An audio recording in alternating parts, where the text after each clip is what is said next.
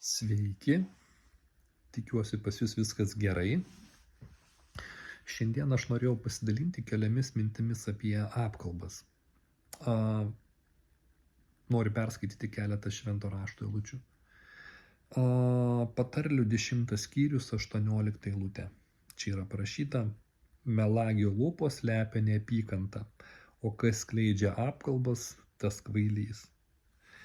Toliau Romiečiams 1 skyriuje nuo 28 iki 30 eilutės yra parašyta: jie nesirūpino pažinti Dievą, tai ir Dievas leido jiems vadovautis netikusių išmanimų ir daryti, kas nedera.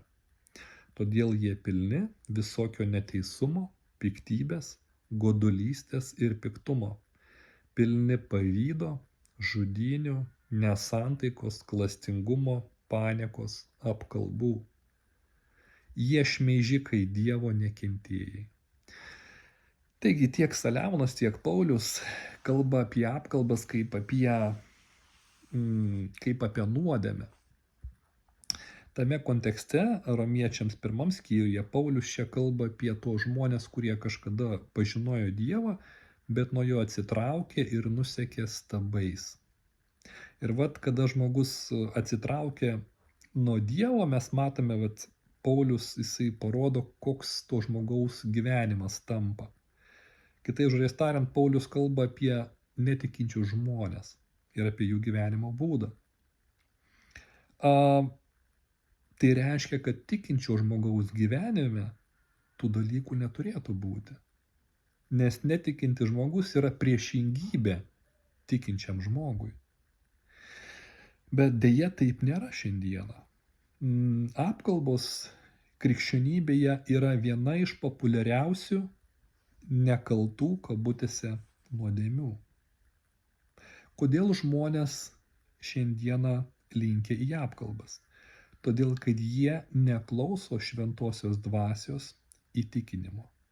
Jie pataikauja savo kūniškam malonumui.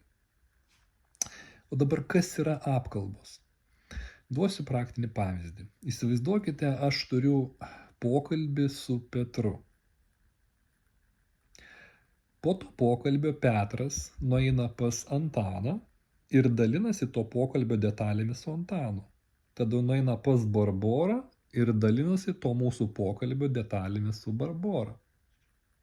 Tai yra apkalbos. Kas yra modernios apkalbos? Įsivaizduokite, kad aš su Petru susirašinėju Messenger žinutėmis. Tai yra mūsų asmeninis pokalbis. Tada Petras po to susirašinėjimo nukopijuoja mūsų pokalbio detalės ir nusiunčia jas Antanui ir Barborai. Tai yra apkalbos. Ir tai yra nuodėmė. Ką reikia daryti, kada mes suprantame, kad neteisingai pasielgiame?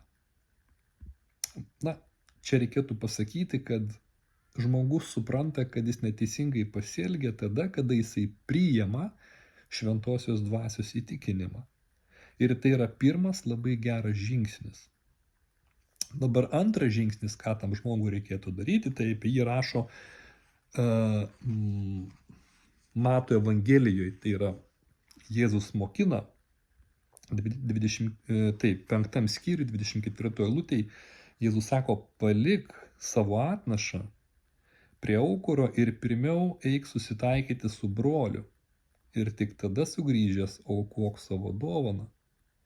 Taigi Jėzus sako, kad pirmiausiai, kada žmogus supranta, kad jisai padarė nuodėmę, šioje situacijoje mes kalbame apie apkalbas, tai jis turi nueiti ir atsiprašyti to žmogaus. Ir tik paskui ateiti pas Dievą ir išpažinti tą nuodėmę. Dabar tas žingsnis antras yra dar sunkesnis negu pirmas. Kodėl? Todėl, kad lengva yra išpažinti savo nuodėmę Dievo akyse, kurio mes nematome.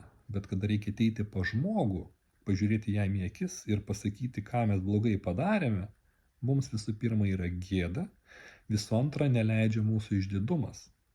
Todėl, kad mes visi esame linkę manyti, kad mes esame geri krikščionys Ir jeigu mes prisipažįstam kitam žmogui kažką blogo padarę, mes parodom save iš blogos pusės.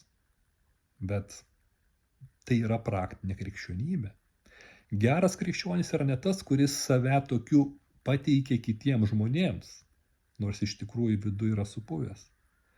Geras krikščionis yra tas, kuris geba pripažinti savo klaidas kito žmogaus akivaizdoje.